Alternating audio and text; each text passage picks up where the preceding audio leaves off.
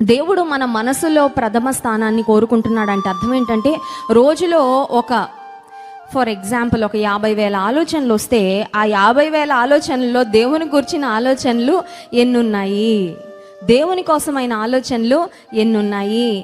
ఒకవేళ రోజులో మనం చేసే పనులు ఒక 10,000 పనులు అనుకుంటే, ఆ 10,000 పనులలో దేవుని కోసం చేసేవి ఏంటి? నువ్వు మోకరించేది దేవుని కోసం చేసేది, వాక్యం చదివేది దేవుని కొరకు చేసేది, వాక్యం వినేది దేవుని కొరకు చేసేది, నీ కుటుంబం కొరకు దేవుని సన్నిధిలో గోజాడేది దేవుని కొరకు చేసేది. దేవుని కొరకు నువ్వు ఎన్ని పనులు చేస్తున్నావు, దేవుని కొరకు ఎన్ని ఆలోచనలు ఆలోచించగలుగుతున్నావు అనే దాన్ని బట్టి నువ్వు దేవునితో నడుస్తున్నావా, దేవునితో ప్రయాణం చేస్తున్నావా, లేకపోతే లోకంలో అందరిలాగే జీవిస్తున్నావా అనేది ఆధారపడి ఉంటుంది. ఇక్కడ మనసును గూర్చిన ఒక శ్రేష్టమైన మాట మనం చదివాం చూడండి.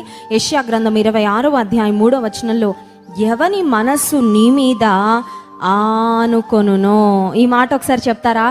ఆనుకొనునో అని చెప్పండి. ఆనుకొను అనగానే నాకు మనీ ప్లాంట్ గుర్తొస్తుంది. మనీ ప్లాంట్ యూజువల్గా మనకి ఎక్కడ పడితే అక్కడ కనబడుతుంది, మన ఇళ్ళల్లో ఉంటుంది. ఆ తర్వాత ఇరుగు పొరుగులో కూడా చాలా ఈజీ కనబడుతుంది. కొన్నిసార్లు ద్రాక్ష చెట్లు కూడా మనం గమనిస్తే తీగలు అనమాట, క్రీపర్స్ అంటారు వాటిని. అవి మొక్కలలో క్రీపర్స్ అనమాట. క్రీపర్స్ అంటే అర్థం ఏంటంటే, అవి ఒక సపోర్ట్ తీసుకొని పైకి వెళ్తాయి. ఇప్పుడు ఫర్ ఎగ్జాంపుల్ ఒక మనీ ప్లాంట్ని కానీ, లేకపోతే ఒక గ్రేప్ ట్రీని కానీ, ప్లాంట్ని కానీ మనం నాటిన తర్వాత దానికి సపోర్ట్ ఇవ్వకపోతే ఇలా పెరుగుతుంది కానీ అలా పెరగదు, అవునా కదా? దానికి ఒక సపోర్ట్ ఇవ్వగలిగితే అది ఎంత ఎత్తుకైనా వెళ్తుంది. చక్కగా ఒక పాదు దానికి వేసి ఒక సపోర్ట్ ఇచ్చి దానికి చక్కగా కావలసిన అనుకూలమైన పరిస్థితులు అన్నీ పెడితే ఒక ద్రాక్ష చెట్టు అయితే మంచి ఫలాలు కూడా ఫలిస్తుంది. ఇప్పుడు వాక్యం చెప్తుంది మనం కూడా ఆనుకోవాలంట. ఎవరి మీద మనం ఆనుకోవాలి, ఎవరి సపోర్ట్ మనం తీసుకోవాలంటే దేవుని మీద ఆనుకోవాలి. కొన్నిసార్లు మన జీవితంలో ఏమనిపిస్తుంది అంటే, ఇప్పుడు నాకు ఎవరైనా సపోర్ట్ లేకపోతే నేను అవుట్ అనిపిస్తుంది. ఇప్పుడు నాకు I need someone to support me. నేనున్న ఈ పరిస్థితుల్లో, నేనున్న ఈ సమస్యలో నాకు సహకరించేవారు, నన్ను ధైర్యపరిచేవారు,